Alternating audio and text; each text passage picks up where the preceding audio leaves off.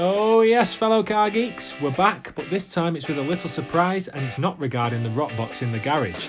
No, it's me and my ridiculous white hair. Hey, here's how it happened in a nutshell.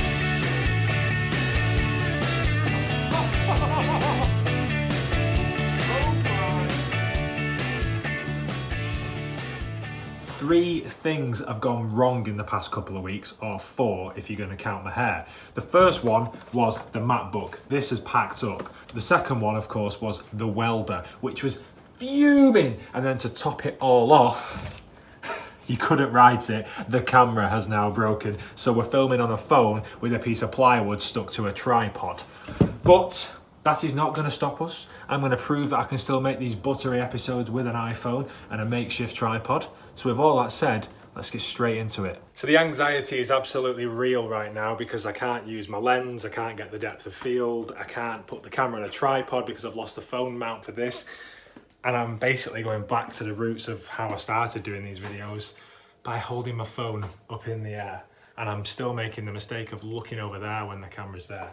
So what we're gonna do is this. So the box section that we put in as a brace can now be released because the cross member is in position, the floor is all welded in, and it's welded up to the front. The flitch panels are in. As you can see, floor's in, those two pieces have been made.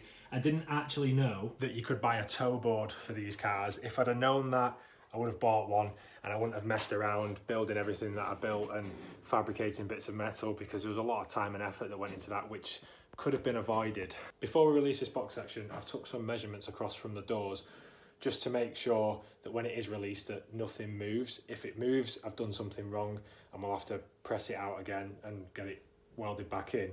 So like I say, we're just going to measure across here, and I'm going to go from where the box section's been welded. So there we've got 905 millimeters across the bottom, top 925 millimeters. So I've written that down just on a piece of metal. And now it's time to cut.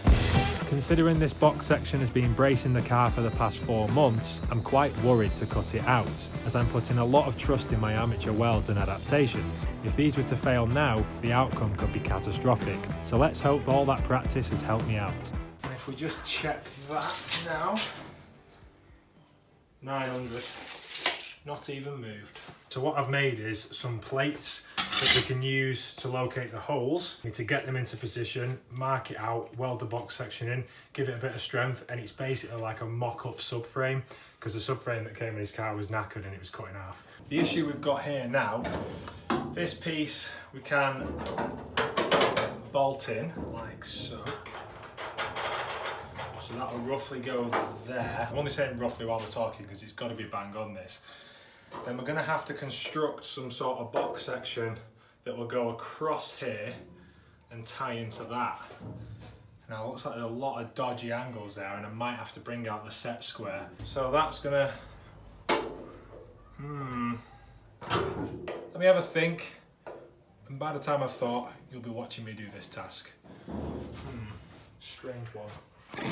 Sometimes it's easier to just go at it. That's what's happening right now. With tasks like these, confidence is key. If you've never done it before, then so what? I said it last week and I'll say it again. Learn from your mistakes. And if you sat here watching this thinking I can't do that, well, listen to these 3 words. Yes, you can. Call me the Joker, call me the fool. When she calls, I always seem to lose my cool. Baby, I'm just a moth to your flame.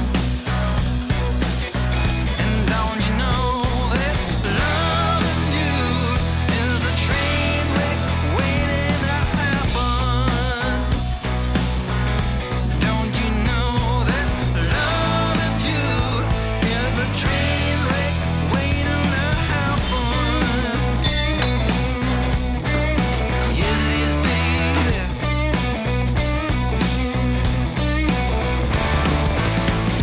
Got no class or attributes.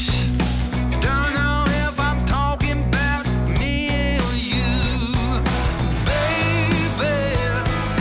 No one gets me like you do. And there we have it.